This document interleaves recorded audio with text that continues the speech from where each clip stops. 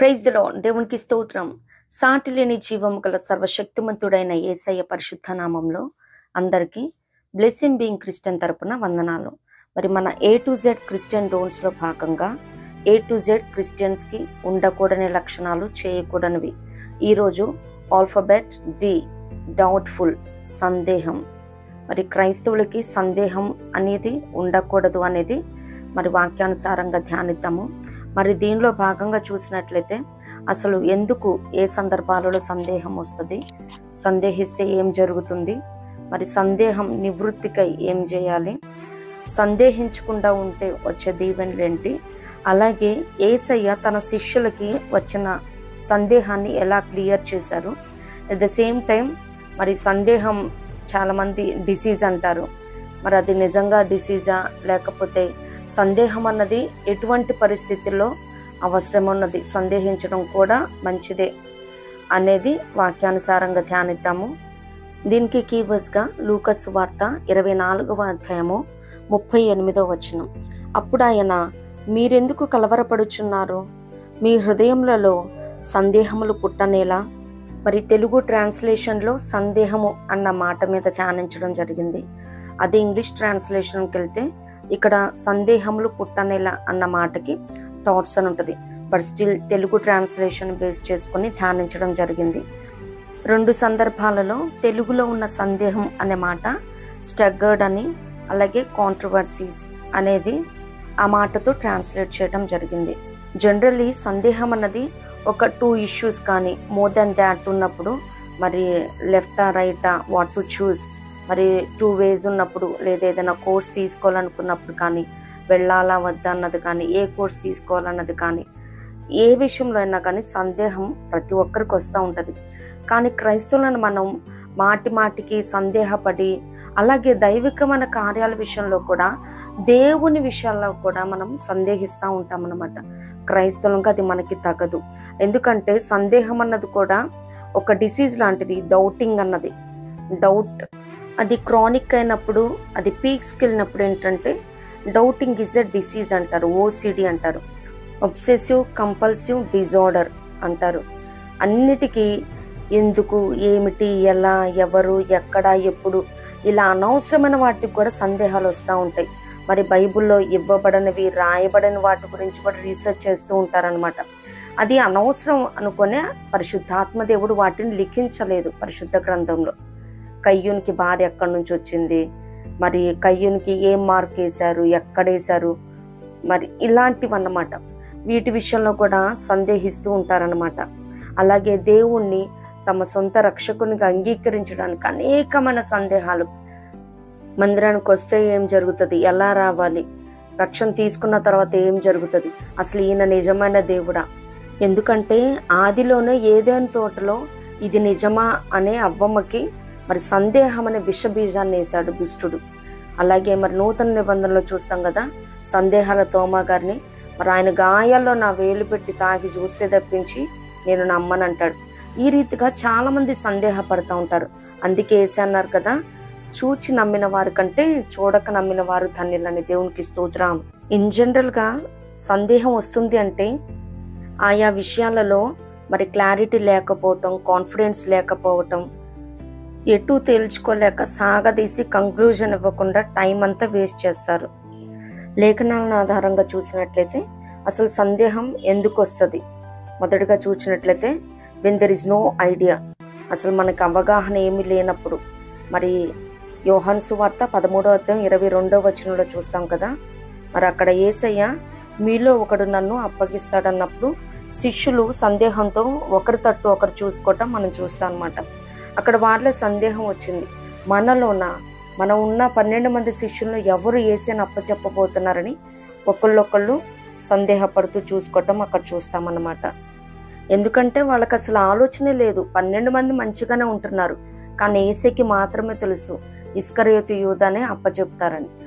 Second one చూసినట్లయితే without new things, మరి కొత్త విషయం, కొత్త వ్యక్తుల విషయంలో కూడా మనం సందేహపడతాం అనమాట. అపోస్తుల కార్యములు 10వ అధ్యాయం 20వ వచనంలో చూసినట్లయితే అక్కడ మరి కొర్నేలి గారు పేతురు గారిని పిలుచుకురమ్మని యొప్పే పట్టణానికి మనుషులు పంపించినప్పుడు అదే సమయంలో ప్రార్థన చేసుకోవటానికి మేడ మీదకి వెళ్ళినప్పుడు మరి నువ్వు నిస్సందేహంగా వారితో వెళ్ళు, సందేహమేమీ వద్దు, నువ్వు క్రిందకి దిగి వెళ్ళి నీ కోసం వచ్చిన వారితో వెళ్ళమని చెప్తారు కదా. అక్కడ సందేహపడటంలో కూడా అర్థం ఉంది, ఎందుకంటే వాళ్ళు కొత్త వ్యక్తులు. అట్ ద సేమ్ టైం రమ్మంటున్నది కూడా ఒక సెంచ్యూరియన్ అధికారి. ఇప్పుడు ఆల్ ఆఫ్ ఎ సడన్ మన ఇంటికి వచ్చేసి ఎవరన్నా ఒక అధికారి మిమ్మల్ని పిలుచుకొని రమ్మంటున్నారంటే ఏం పొరపాటు జరిగిపోయిందో, మరి అధికారి పంపించారని భయం అవుతుంది. అందున దేర్ ఇన్ మినిస్ట్రీ, వాడు పరిచయం చేస్తున్నారు కాబట్టి ఇంకా కఠినంగా ఏమన్నా శిక్షిస్తారేమో, బంధిస్తారేమో అన్న భయం కూడా ఉంటుంది అనమాట. తను ఈ రీతిగా ఆలోచించుకొని ఉంటారు కాబట్టి మరి దేవుడు చెప్తారు కదా పరిశుద్ధాత్మ ద్వారా, సందేహింపకుండా వారితో కూడా వెళ్ళమని చెప్తారనమాట. థర్డ్ వన్ చూసినట్లయితే వితౌట్ ఆఫ్ లిటిల్ ఫెయిత్, అల్ప విశ్వాసం ఉన్నప్పుడు సందేహిస్తాము. మత్తయి సువార్త 14:31 చూస్తాం కదా. మరి అక్కడ యేసయ్య పేతురు గారితో అంటారు, అల్ప విశ్వాసి ఎందుకు సందేహపడితివి. మనకి అల్ప విశ్వాసం ఉన్నప్పుడు కూడా సందేహిస్తామన్నమాట. అంత మాత్రమే కాదు కానీ ఇప్పటిదాకా నేనేనా నడిచింది అని ఒక్కసారిగా గాలి వైపు చూశాడు. మనం యేసయ్యని చూస్తూ ఉన్నప్పుడు మనం ఎటువంటి పరిస్థితి అయినప్పటికీ, అది ఎంత టఫ్ కండిషన్ అయినప్పటికీ, మరి జలములలో పడి మనం వెళ్తున్నా కానీ అవి మన మీద పొర్లిపారవు, అగ్నిలో వెళ్తున్నా అవి మన కాల్చజాలవు. కానీ but when we look around, మనం ఎప్పుడైతే యేసయ్యని తప్పించి, మరి హీబ్రూ 12th చాప్టర్లో చూస్తాం కదా, విశ్వాసంలో కర్తయు దాన్ని కొనసాగించేవాడు యేసు వైపు చూచుచు, దేవునికి స్తోత్రం, యేసయ్య వైపు చూస్తున్నంతసేపు తను చాలా కాన్ఫిడెన్స్తో విదౌట్ ఎనీ డౌట్, ఇంకా సందేహం ఏం లేకుండా నడిచారు. బట్ ఎప్పుడైతే గాలి చూశారో మునిగిపోవటం మనం చూస్తూ ఉంటాం అనమాట. అల్ప విశ్వాసం ఉన్నప్పుడు సందేహం వస్తుంది. అలాగే when we are in confuse, 4th one చూసినట్లయితే అర్థం కాని పరిస్థితిలో ఉన్నప్పుడు, మరి యోహాను సువార్త 10:24 చూస్తామన్నమాట. మరి యేసయ్య చేస్తున్న అద్భుతాలను బట్టి యూదులందరికీ మెంటల్ వచ్చేస్తుంది అనమాట. కొంతమంది ఏమో దెయ్యం పట్టింది, వెర్రి పట్టింది అంటే దెయ్యం పట్టినోడు గుడ్డివాడికి చూపునిస్తాడని వాళ్ళల్లో వాళ్ళే అనుకొని మరి యేసయ్యను ఒకరోజు రౌండప్ చేసేసి, మమ్మల్ని ఎందుకు ఇలా సందేహంలో పెడుతున్నావు, నువ్వు క్రీస్తువైతే మాతో చెప్పరాదా అని చెప్పే సందర్భంలో, అంటే కన్ఫ్యూజ్లో ఉన్నప్పుడు కూడా సందేహం వచ్చేస్తుంది. దైవ కుమారుడా లేకపోతే బయల్జెబూలునా నిజంగా అని వారిలో సందేహం వచ్చేసింది యూదులందరికీ. అలాగే మరి సందేహిస్తే ద కాన్సిక్వెన్సెస్ ఆఫ్ డౌట్, మరి సందేహిస్తే ఏం జరుగుతుందంటే మొదటిగా మత్తయి సువార్త 14:31 మరి అక్కడ పేతురు గారిని చూసినట్లయితే గాలిని చూచి భయపడి మునిగిపోసాగాను. మరి ఎప్పుడైతే మనం సందేహిస్తామో భయం వచ్చేస్తుంది, ఫియర్ కవర్స్ అస్, ఇంకా అది ఆవరిచ్చేస్తుంది. అప్పుడు మునిగిపోసాగాడు. మరి తను నీళ్ళ మీద నడుస్తున్నాడు కాబట్టి మునిగిపోతా ఉన్నాడు. మరి మనం ఇప్పుడు ఏ ఏ పరిస్థితిలో ఉన్నామో, మరి ప్రభువుని కాకుండా మనం ఆ సందర్భాలని మరి చాలామంది చెప్తూ ఉంటారు. దావీదు గారు నిజంగా గొల్యాతుని డైరెక్ట్గా చూస్తే భయపడిపోయేవారే. చిన్నవాడు కదా అప్పుడు, గొల్యాత్ ఏమో చాలా హైట్, జైన్ పర్సనాలిటీ, మరి చిన్న బాలుడు భయపడిపోయేవాడు. కానీ గొల్యాత్ వెనక ఉన్న దేవుని శక్తిని చూశాడు. దేవునికి స్తోత్రం. యుద్ధం నాది కాదు యెహోవాదే అని వెళ్ళాడు. ఆ రీతిగానే మన ముందు ఎర్ర సముద్రం ఉన్నా, యోర్దాను ఉన్నా, మరి దాన్ని 2 పాయలుగా చేయగలడు, ఏకరాశిగా నిలపగలడని, మన ముందు జైంట్ లాంటి ఏ సమస్యలు అయితే భయపడతా ఉన్నాయో నిశ్చయంగా వాటిని కాదు కానీ వాటి నుండి విడుదలనిచ్చే, విమోచన ఇచ్చే మన సర్వశక్తిమంతుడైన యేసయ్యని మాత్రమే మనం చూడబద్దులే మనం. దేవునికి స్తోత్రం. అలాగే 2nd వన్ చూసినట్లయితే రోమా 4:20 చూస్తే అవిశ్వాసం, మరి అక్కడ అవిశ్వాసము వలన దేవుని వాగ్దానం గురించి సందేహింపగా గారి గురించి చెప్తా ఉన్నారనమాట. మరి అవిశ్వాసం వలన సందేహం వచ్చేస్తుంది. అసలు అవిశ్వాసాన్ని దెన్ అండ్ దేర్ అరెస్ట్ చేసినట్లయితే సందేహించడానికి పాసిబిలిటీ ఉండదు. మరి అబ్రాహాం గారు ఏ రీతిగా అయితే సందేహించలేదో అవిశ్వాసం వలన మనం కూడా అవిశ్వాసాన్ని నిశ్చయముగా బాగు చేయాలి. మన విశ్వాస పరిమాణాన్ని మనం పెంచుకోబద్దులు మనం. ఎందుకంటే మత్తయి సువార్త 13:58 మనం చూస్తాం కదా, అక్కడ వారి అవిశ్వాసం వలన అనేకమైన అద్భుతాలను చేయలేదంట. వారి అవిశ్వాసానికి యేసయ్య ఆశ్చర్యపడ్డారంట. మరి కొద్ది మంది మీద చేతుల నుంచి స్వస్థపరచడం తప్పించి, only because of their unbelief. Even మనం కూడా అలానే ఉంటాము. If you doubt God, you will miss for sure the blessings and miracles which God has kept for you.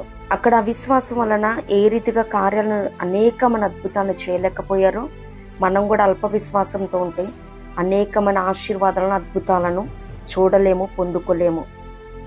Next one చూసినట్లయితే అస్థిరులమవుతాము, విల్ నాట్ బి ఎస్టాబ్లిష్డ్. యోధ పత్రిక 1వ అధ్యాయం 6వ వచనంలో ఉంటుంది కదా. అయితే అతడు ఏమాత్రమును సందేహింపక విశ్వాసముతో అడుగవలెను.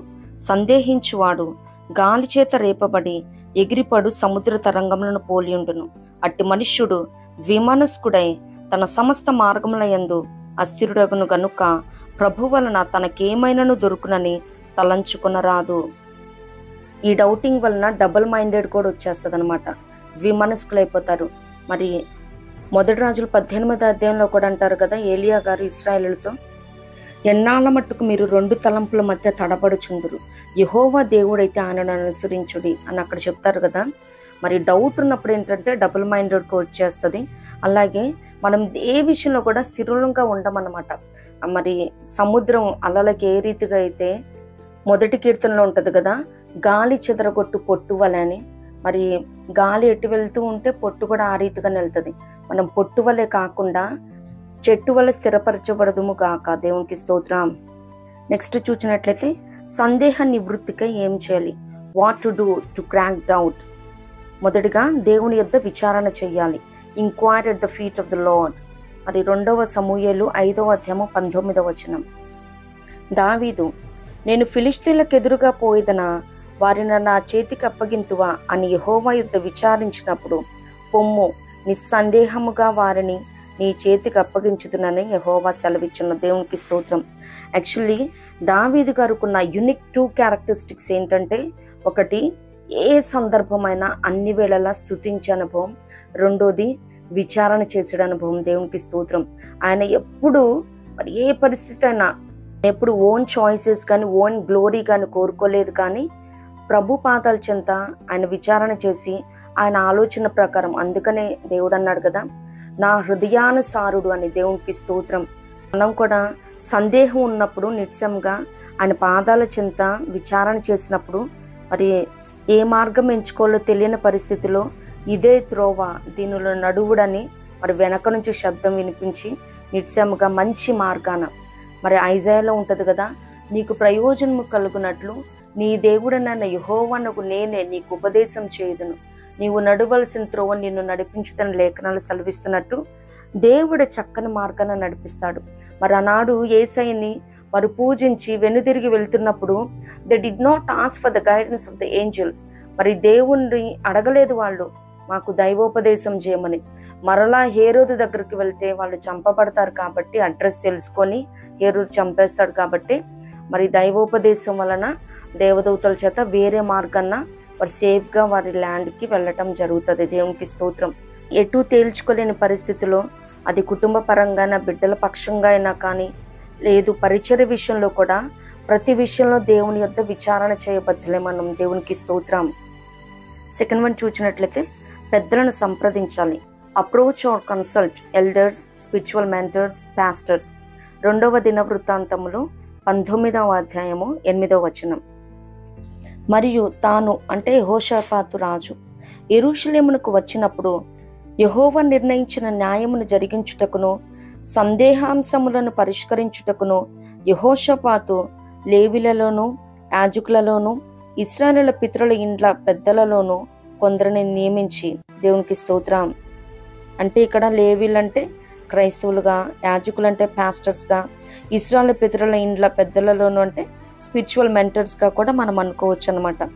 అంటే ఇంక అందరూ క్రైస్తవులైనా మనకి మెంటరింగ్ చేసేదాన్ని కాదు. కొంచెం ఎవరైతే ఆ ఫీల్డ్, ఎడ్యుకేషన్ ఫీల్డ్ అంటే ఎడ్యుకేషన్ వైజ్ ఉన్న వాళ్ళని, అలాగే ఆర్ట్స్ కానీ స్పోర్ట్స్ కానీ ఆ సైడ్ ఎవరైతే ఉంటారో మంచి ఎల్డర్స్, వాడిని అప్రోచ్ అయ్యి మంచి డెసిజన్ తీసుకోవచ్చు అనమాట. మనకేమన్నా సందేహం అనిపించినప్పుడు. ఇక్కడ సందేహాంశాలు అన్న చోట కాంట్రవర్సీస్ అనే మాటతో ఇంగ్లీష్ బైబిల్ ట్రాన్స్లేట్ చేయడం జరిగింది. అలాగే పైన చెప్పుకున్న లేవీలు, యాజకులు, మరి ఇశ్రాయేలు పెద్దలే కాదు, కానీ అందరినీ నమ్మటానికి లేదు. దాని కింద వచనమే మనం చూసినట్లయితే మరి మనం అప్రోచ్ అవ్వాలి, మనం కన్సల్ట్ అవ్వాలి. ఈ అన్న దగ్గరికి వెళ్తే, ఈ అక్క దగ్గరికి వెళ్తే, లేదు ఈ పాస్టర్ దగ్గరికి వెళ్తే నాకు మంచి వైజ్ డెసిజన్ మేకింగ్ చేయడానికి వారు ఐడియా ఇస్తారు, నన్ను ఏ మార్గంలో వెళ్ళాలో నన్ను గైడ్ చేస్తారు, సజెస్ట్ చేస్తారు అని అందరిని కూడా నమ్మి వెళ్ళటం కాదు. కానీ మరి కిందే ఇక్కడ వారికి ఇలాగున ఆజ్ఞాపించను. మనం ఎవరినైతే అప్రోచ్ అవ్వాలనుకుంటున్నామో ఈ 3 క్యారెక్టరిస్టిక్స్ ఉంటే one we can blindly and bluntly follow as per their suggestion and instructions given. అక్కడ చెప్తారు యెహోషాపాతు రాజు గారు, వారికి ఇలాగున ఆజ్ఞాపించను, యెహోవా యందు భయభక్తులు కలిగిన వారై నమ్మకముతోనూ యథార్థ మనసుతోనూ మీరు ప్రవర్తింపవలను. దేవునికి స్తోత్రం.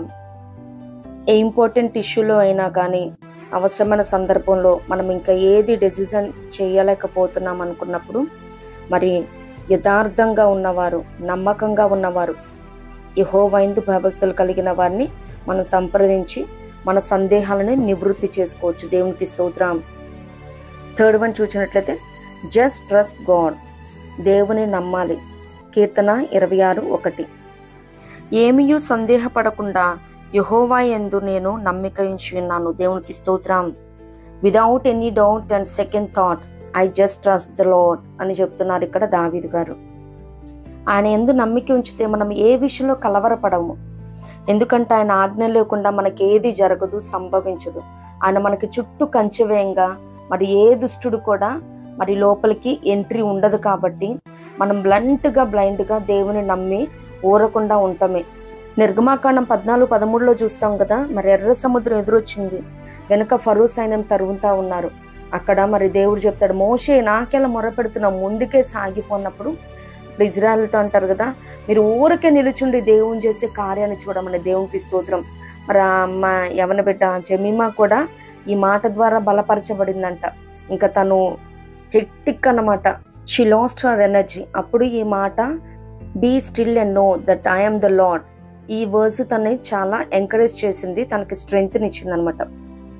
మరి ఎటువంటి ఇంపార్టెంట్ మ్యాటర్ అయినప్పటికీ, మరి అది జీవితానికి సంబంధించి మరి లైఫ్ అండ్ డెత్ ఇష్యూ అయినప్పటికీ, మరి ఎప్పుడైతే మనము దేవుని మీద పరిపూర్ణంగా నమ్మకం ఉంచుతామో నిత్యంగా ఆయన ఆ కార్యాన్ని చేసి ముగిస్తాడు. దేవునికి స్తోత్రం.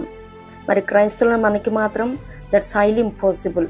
ఎందుకంటే పరిపూర్ణంగా ఆయన మనం నమ్మలేమన్నమాట.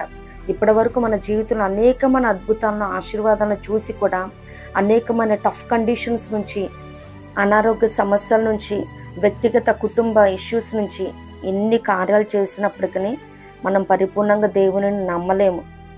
కానీ దేవుని నమ్మమని లేఖనాలు సెలవిస్తూ ఉంది. నెక్స్ట్ వన్ చూసినట్లయితే సీక్ గాడ్స్ అసిస్టెన్స్.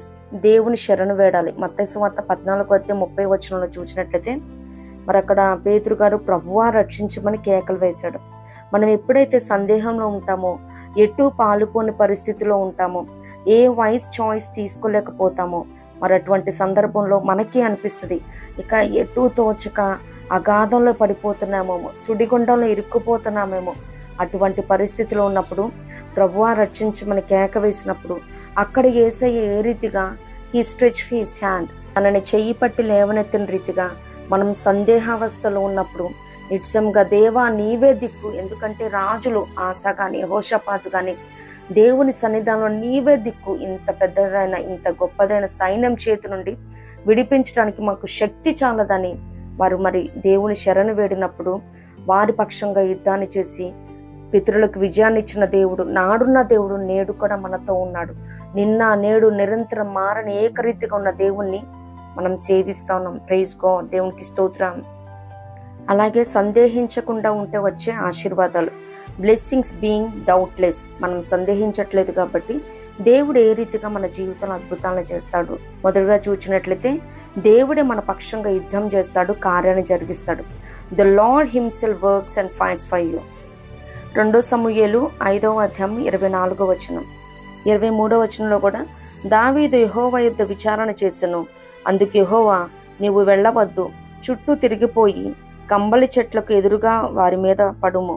కంబళి చెట్ల కొనల చప్పుడు వినగానే ఫిలిష్తీయులను హతము చేయుటకై యెహోవా బయలుదేరుచున్నాడు గనుక అప్పుడే నీవు త్వరగా బయలుదేరవలనని సెలవిచ్చెను. దేవునికి స్తోత్రం. యెహోవా ఫిలిష్తీయులను హతం చేయడానికి బయలుదేరుతున్నాడంట. వారి పక్షంగా, ఇశ్రాయేలు పక్షంగా యెహోవా దేవుడే సాక్షాత్తు యుద్ధం చేశాడు. దేవునికి స్తోత్రం. మరి నేడు మనం కూడా మరి ఏదైతే పోరాడలేకపోతా ఉన్నామో, పొందుకోలేకపోతా ఉన్నామో, అటువంటి సందర్భంలో కూడా నిస్సందేహంగా మరి దేవుని పరిపూర్ణంగా మనం నమ్మినప్పుడు మన పక్షంగా దేవుడే కార్యాన్ని జరిగిస్తాడు. దేవునికి స్తోత్రం. మనమేమి పోరాడ నిమిత్తం లేదు. రోమా 8:28లో చెప్పబడిన రీతిగా ఆయన ప్రేమించి వారికి అనగా ఆయన సంకల్పం చొప్పున పిలువబడిన వారికి మేలు కలుగుటకై సమస్తమును సమకూడి జరుగుచున్నవని ఎరుగుదామన్నట్టు నిశ్చయంగా నిస్సందేహంగా మనం పరిపూర్ణంగా దేవుని నమ్మినప్పుడు మన పక్షంగా సమస్తమును క్షేమకరంగా, మేలుకరంగా, దీవెనకరంగా సిద్ధపాటు చేస్తాడు. దేవునికి స్తోత్రం. సెకండ్ వన్ చూసినట్లయితే అసాధ్యమైనది సాధ్యపరుస్తాడు. Achieves the impossible. మత్తయి సువార్త 21:21లో చూసినట్లయితే, అందుకు యేసు, మీరు విశ్వాసము కలిగి సందేహపడకుండిన ఎడల ఈ అంజూరపు చెట్టునకు జరిగిన దానిని మాత్రమే కాదు, ఈ కొండను చూచి నీవు ఎత్తబడి సముద్రంలో పడవేయబడుదువుగా అని చెప్పినడలా అలాగు జరుగునని మీతో నిశ్చయముగా చెప్పుచున్నాను. దేవునికి స్తోత్రం. మరి సందేహం లేకుండా ఉంటే అటువంటి అద్భుతమైన కార్యాలను కూడా మనం చూస్తాము, చేస్తాము అని మరి ఇక్కడ యేసయ్య చెప్తా ఉన్నారనమాట. మరి కొండెల్లి సముద్రంలో పడదు కదండి, దట్స్ హైలీ ఇంపాసిబుల్. మరి కొండ దేనికి సాదృశ్యం, సముద్రం దేనికి సాదృశ్యం? మరి ఈ రీతిగా కాదు, కానీ యేసయ్య ఫైనల్గా చెప్పదలుచుకుంది ఏంటంటే, సందేహపడకుండా ఉంటే ప్రతి విధమైన అసాధ్యం అనుకునే కార్యాలను కూడా సాధ్యపరచగలము అని. మరి మన జీవితంలో కూడా అనేకమైన విషయాలలో మరి మనం మాటి మాటికి మరి ఇశ్రాయేలు నాడు 10 తెగుళ్ళను చూశారు. ఐగుప్తుల మీదకి మాత్రమే రావటం. మరి ఆ తెగులు వీరికి ఏమీ రాలేదు. వారి గృహాలలో చీకటి ఉంది, వీరి గృహాలలో వెలుగుంది. మరి అనేకమైన అద్భుతాలు చూసినప్పటికీ మాటి మాటికి దేవుని శోధిస్తూ ఆయన శక్తిని శంకిస్తూ చివరికి దేవాది దేవుడే నా బాహుబలము తక్కువైనదా అని హీ హిమ్సెల్ఫ్ క్వశ్చన్స్ అన్నమాట. మనం ఒకటే నమ్మాలి, అని ఎంతైనా నమ్మదగిన దేవుడు, శూన్యంలో సమస్తమును సృష్టించిన దేవుడు, నన్ను కలుగజేయక ముందే, నన్ను సృజించక మునిపే సమస్తాన్ని కలుగజేసిన దేవుడు, నాకేవేవి అవసరమో అన్ని నాకు ముందుగానే సిద్ధపాటు చేసిన దేవుడని మనం దేవుణ్ణి సందేహమేమి లేకుండా నమ్మినప్పుడు అసాధ్యమైన అద్భుతమైన మహోన్నత కార్యాలు దేవుడు నీ నా పక్షంగా చేయడానికి సిద్ధంగా ఉన్నాడు. దేవునికి స్తోత్రం. నెక్స్ట్ వన్ చూసినట్లయితే మరి దేవుని వాగ్దానం స్వతంత్రించుకునే బలం అన్నమాట. He sense his strength. ఇక్కడ రోమపత్రిక 4:21, అవిశ్వాసము వలన దేవుని వాగ్దానమును గూర్చి సందేహింపగా దేవుని మహిమపరిచి ఆయన వాగ్దానము చేసిన దానిని నెరవేర్చుటకు సమర్థుడని రూఢిగా విశ్వసించి విశ్వాసము వలన బలము పొందిన. దేవునికి స్తోత్రం. సందేహం ఏమీ లేకుండా ఆయన బలాన్ని పొందుకున్నాడు. అంత మాత్రమే కాదు, కానీ ఏదైతే వాగ్దానాన్ని చేశాడో దేవుడు, ఆ వాగ్దానాన్ని స్వతంత్రించుకోవటానికి బలాన్ని పొందుకున్నాడు. దేవునికి స్తోత్రం. మరి ఫిలిపియన్ ఉంటుంది కదా 4:13లో, నన్ను బలపరచు వాని యందు నేను సమస్తమును చేయగలను. I can do all things through Christ who strengthens me. మరి అంత మాత్రమే కాదు, కానీ డానియల్ 11:32లో చూస్తాం కదా, మరి తమ దేవుని ఎరుగువారు బలము కలిగి గొప్ప కార్యాలు చేస్తారంట. దేవునికి స్తోత్రం. మరి ఆయన బలం వలన మరి అనేకమైన గొప్ప కార్యాలను మన జీవితంలో సందేహం లేకుండా మనం క్లెయిమ్ చేయొచ్చు, రిసీవ్ చేసుకోగలం. దేవునికి స్తోత్రం. నెక్స్ట్ వన్ చూసినట్లయితే దైవికమైన కార్యాలు చూడగలుగుతాము. See the God's glory. అపోస్తుల కార్యం 10:48లో చూసినట్లయితే మరి అక్కడ సందేహింపకుండా పేతురు గారు కొర్నేలి ఇంట మరి అక్కడ సువార్త ప్రకటించినప్పుడు పేతురు గారు వెళ్ళక ముందే మరి ఆయన కిరిని పిలిపించి ఆయన ఇంట్లో ఒక చిన్న గ్యాదరింగ్ మరి ఏర్పాటు చేయటం, వారందరూ పరిశుద్ధాత్మను పొందుకొని అన్య భాషలతో మాట్లాడటం, మరి కుటుంబం కూడా రక్షించబడటం అక్కడ మనం చూస్తూ ఉంటాం అనమాట. దేవునికి స్తోత్రం. అదే మరి ఆయన పేతురు గారు సందేహం వల్ల మరి కొత్త పర్సన్స్ వచ్చారు, మరి నన్ను బంధిస్తారేమో, శిక్షిస్తారేమో, నేను ఎలా వెళ్ళగలను, ఆయన మరి పెద్ద అధికారి, దీంట్లో ఉన్న కుట్ర ఉందా అని ఈ రీతిగా సందేహాలతో వెళ్లకుండా ఉన్నట్లయితే ఇంత గొప్ప కార్యం జరిగేదా? నిశ్చయంగా ఎవ్వరు కూడా మరి దేవుని చిత్తానికి లోబడి దేవుడు నిజంగా పిలుపునిస్తే నిశ్చయంగా ఆ పిలుపుని, ఎందుకంటే నాగటి మీద చేయి వేసి వెనుతిరిగి చూస్తే దేవుని రాజ్యానికి పాత్రులు కారని లేఖనాలు సెలవిస్తూ ఉన్నాయి. పని చేయటానికి వచ్చాము, దేవుడు ఎక్కడికి ఏ సమయంలో ఏ గృహాన్ని దర్శించమని ఏ ప్రాంతానికి వెళ్ళమన్నా కానీ ఆయన చిత్తానికి లోబడి సందేహం ఏమీ లేకుండా వెళ్ళి ఆ పని చేసి రావటమే. If you have calling, he takes care of everything. మరి ఆయా సందర్భాలలో మరి ప్రభు ప్రేరేపణ బట్టి మనం వెళ్ళటం వల్ల మరి ఆ కుటుంబం ఆదరించబడవచ్చు, ఆ సంఘం ఉజ్జీవింపబడవచ్చు. మరి ఏది కూడా వెనుకంజ వేయకుండా, సందేహమేమి లేకుండా ప్రభు చిత్తానుకూలంగా ఆ పనిలో మరి ఘనమైన బలమైన సాధనంగా దేవుని కొరకు వాడబడుదుము గాక. దేవునికి స్తోత్రం. అలాగే యేసయ్య శిష్యుల సందేహాన్ని ఎలా నివృత్తి చేశారు? మన కీవర్డ్స్ ఉంది కదా, లూకాసు వార్త 24:38.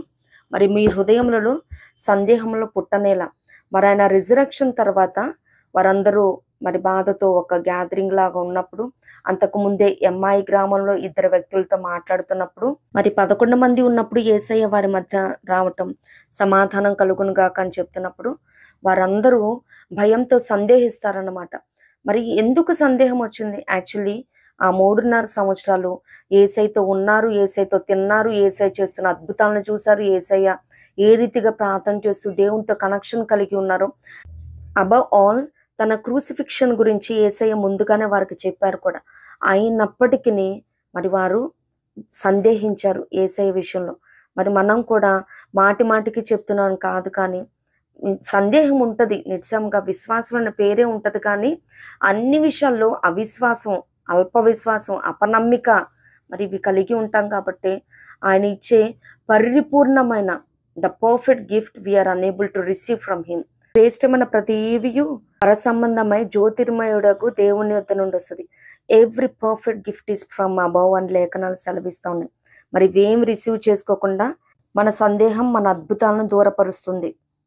యేసయ్య సైతం తన శిష్యులకి, నేనే ఆయనను అనుటకు నా చేతులను నా పాదములను చూడండి, నన్ను పట్టి చూడుడి, నాకున్నట్లుగా మీరు చూచుచున్న ఎముకలను మాంసమును భూతమును కొండవని చెప్పి, మరి చూడండి ఆయన సైతమే ప్రూఫ్లు చూపించాల్సి వస్తుంది శిష్యుల సందేహాన్ని పారద్రోలటానికి. ఫైనల్లీ మనం చూస్తే ఈజ్ రియల్లీ అడౌట్ డిసీజ్ అంటే not all the time, but క్రానిక్గా ఎప్పుడు అన్నిటికీ సందేహపడుతూ ఉంటే అదొక జబ్బులాగా తయారవుతుంది. కానీ సందేహం అన్నది కొన్ని కొన్ని సమయాలలో, సందర్భాలలో సమంజసమైనది. అది కావాలి, సందేహం రావాలి కూడా. ఎందుకంటే అది మంచిగా ఒక క్లారిటీని ఇస్తుంది. డెవలప్మెంట్కి, కాగ్నిటివ్ డెవలప్మెంట్కి కానీ, కాన్ఫిడెన్స్ ఇంప్రూవ్ అవ్వటానికి కానీ, న్యూ ఇన్వెన్షన్స్ కానీ డిస్కవర్ చేయటానికి కానీ, రీసెర్చ్ చేయటానికి కానీ, ఇంకా ఆ స్టెప్ అహెడ్ బెటర్మెంట్కి కానీ, ఇంప్రూవ్మెంట్కి కానీ సందేహం అన్నది అవసరమే ఉన్నది. ఎందుకంటే ఐజాక్ న్యూటన్ మరి యాపిల్ చెట్టు కింద కూర్చున్నప్పుడు యాపిల్ పండు ఒకటి కింద పడటం, కిందకే ఎందుకు పడిందని గ్రావిటీ థియరీ తను ఇంప్లిమెంట్ చేయటం. అలాగే necessity is the mother of invention అంటారు. సందేహాలు వస్తూ ఉంటేనే ఏంటంటే ఆ అవసరంలో అనేకమైన నూతన ఆవిష్కరణలు జరుగుతాయి. దేవునికి స్తోత్రం. అలాని అన్ని విషయాల్లో సందేహపడమని కాదు, కానీ ఏ సమయంలో, ఏ సందర్భంలో, ఎటువంటి విషయంలో సందేహపడాలో అటువంటి విషయాల్లో సందేహపడాలి. ఎందుకంటే చాలామంది కొన్ని దైవికమైన కార్యాలు చేయటానికి వెన్నుకడుగు వేయకుండా నిస్సందేహంగా చేసేస్తూ ఉన్నారు. దేవుని యొద్ద ఏమాత్రం విచారణ చేయకుండా, దేవుని యొద్ద నుండి పిలుపు లేకుండా అలా చేస్తే శాపాన్ని పొందుకుంటారు. ఎందుకంటే మరి రాజైన ఉజ్జియాను చూసినట్లయితే మనం అక్కడ అన్యాజ్ఞని తెస్తాడు. యాజకులు చేసే పని ఏమాత్రం భయం లేకుండా నిస్సందేహంగా చేస్తాడు. మరి తన మరణకాలం వరకు కుష్టును పొందుకోవటం చూస్తూ ఉంటాం. అంత మాత్రమే కాదు, కానీ ఒక ఫార్మర్, పీసెంట్, ఒక రైతు మరి భూమిని మొత్తాన్ని దున్నేశాడంట. ఏ విత్తనం వేయాలి ఇంకా అదొక్కటే పెండింగ్ ఉంది. ఇంక భూమిని దున్నేసిన తర్వాత జస్ట్ అట్లా ఆ ల్యాండ్ దగ్గరే, ఆ ఫీల్డ్ దగ్గర, ఆ పొలం దగ్గర పడుకొని ఉన్నప్పుడు తనకి పీసీ అని కనిపించిందంట. ఇంకా కనిపించిందే తడవు. ఓహో, దేవుడు నన్ను ఆయన సువార్త చాటమంటున్నాడు, ప్రీచ్ ద క్రైస్ట్ అనుకున్నాడంట. మరి సువార్త చాటు అనుకొని ఇంకెళ్ళిపోయి పొలాన్ని ఉన్న పాటని వదిలిపెట్టేసి, మరి ఏలియా గారు ఎలీషాని పిలిచాడు కదా పొలంలో ఉన్నప్పుడు, ఆయన అది అక్కడ వదిలిపెట్టేసి వెళ్ళిపోయాడు కదా అన్నట్టు వెళ్ళి ఇంకా 1 year పాటు చేస్తూ ఉన్నాడంట. ఇంకా చేస్తుంటే ఎంత సేవ చేస్తున్నా, ఎంత కష్టపడుతున్నా ఒక్క ఆత్మ కూడా రావట్లేదంట. అయితే ఒకరోజు ఏంటి ప్రభా, నేను సంవత్సరం నుంచి నా పొలాన్ని, నా పనులు మొత్తం వదిలిపెట్టి నేను నీ పని కోసం వచ్చాను, నేను నీ పనిలో ఏమాత్రం సఫలతను చూడలేకపోతున్నాను, ఒక్క ఆత్మ కూడా రావట్లేదంటే అప్పుడు దేవుడు అన్నాడంట, నేను నీకు చెప్పాను నా పని చేయమని అన్నారంట. అదేంటి ప్రభు పీసీ అని చెప్పారు కదా, పీసీ అంటే plant corn not preach the Christ అని చెప్పారంట. నువ్వు అక్కడ చేసిందంటే పొలాన్ని దున్నావు, ఏం వెయ్యాలి అని ఆలోచిస్తూ పడుకున్నావు. ప్లాంట్ కార్న్ అంటే మొక్కజొన్న విత్తనాలు ఏమని చెప్పాను అని చెప్పారంట. ఆ రీతిగానే ఉంటది. ఎందుకంటే ఆ పీసీ అని కనిపించినప్పుడు lord what exactly it is అని అక్కడే సందేహం వచ్చి విచారణ చేసినట్లయితే దేవుడు చెప్పేవాళ్ళేమో. ఇంకా నిస్సందేహంగా దేవుడు నన్ను పని చేయమన్నాడని మరి మొత్తం వదిలిపెట్టేసి అలా ఇలా చాలా మంది కూడా వారికి దొరికిన ఒక మాటను బట్టో, దర్శనాన్ని బట్టో, ప్రవచనాన్ని బట్టో ఇంకా ఎంక్వైరీ చేయకుండా, దేవుని యొద్ద విచారణ చేయకుండా, మరి కన్ఫర్మేషన్ తీసుకోకుండా వచ్చేస్తుంటారు. గిద్యోను గారు అయితే దేవుణ్ణి ఎన్ని మారులు మరి కన్ఫర్మేషన్ తీసుకున్న తర్వాతే మిద్యానం మీద జయాన్ని చూడగలిగాడు. మరి ఏదైనా కానీ ఏ విషయంలో అయినా సందేహపడాల్సిన సమయంలో సందేహపడాలి, దేవుణ్ణి విచారణ చేయాలి, ఆయన అనుమతి తీసుకొని ఆయన పని చేయాలి. కుటుంబ విషయంలో కానీ, బిడ్డల విషయంలో కానీ మరి డెసిజన్ తీసుకోవాలి. సందేహంతో అలానే టైం ల్యాగ్ చేస్తూ వచ్చిన అవకాశాలన్నీ కోల్పోతూ ఈ రీతిగా ఎవరు ఉండొద్దు. Because our God is not the author of confusion. ఆయన మనల్ని ఎప్పుడు కన్ఫ్యూజన్కి గురి చేయరు. సందేహం ఉంటే దెన్నెందే విచారణ చేసి నిశ్చయంగా, అలాగే మరి దావీదు గారు ఏ రీతిగా అయితే మరి వితౌట్ సెకండ్ థాట్, సందేహం ఏమీ లేకుండా నేను ఆయన యందు నమ్మిక ఉంచదనని ఆ రీతిగా, అలాగే ఆయన శరణు వేడినప్పుడు మరి మనం పాయింట్స్ చూసాం కదా. మరి దేవుడే మన పక్షంగా కార్యాలను చేయాలంటే దేవుని యందు భయభక్తులు కలిగిన నమ్మకమైన యథార్థమైన మనసు గలవన్న అప్రోచ్ అయ్యి మంచి డెసిజన్ తీసుకోవచ్చు. అలాగే యూదా గారు అంటారు కదా 1:22లో, సందేహపడు వాని మీద కనికరము చూపుడి, అగ్నిలోని లాగినట్టు కొందరిని రక్షించుడు. దేవునికి స్తోత్రం. వారికి ఉన్న డౌట్స్ కానీ, వాళ్ళకున్న మిస్కన్సెప్షన్స్, అపోహలు ఉంటాయి.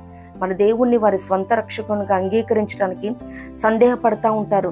నిజమా కాదా, నిజంగా ఈయన నిజమైన లోకరక్షకుడా, ఈయన నిజంగా సిలువ మీద మరణించాడా, ఈయన నిజంగా అద్భుతాలు చేస్తాడా? ఎందుకంటే అనేకమైన టెస్టిమనీస్ ఈ రోజు రేపు అరచేతిలోనే సువార్త ప్రబలమైపోతుందన్నమాట.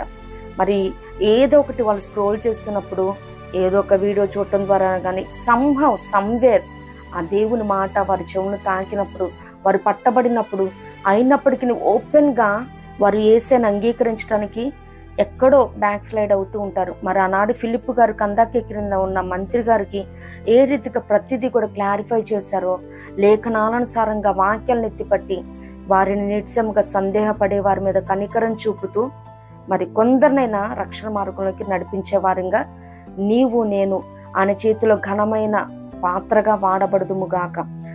ఇట్టి కృప ప్రభు మనందరికి అనుగ్రహించునుగాక. ప్రభు కృప మనందరికి తోడైండునుగాక. ఆమేన్.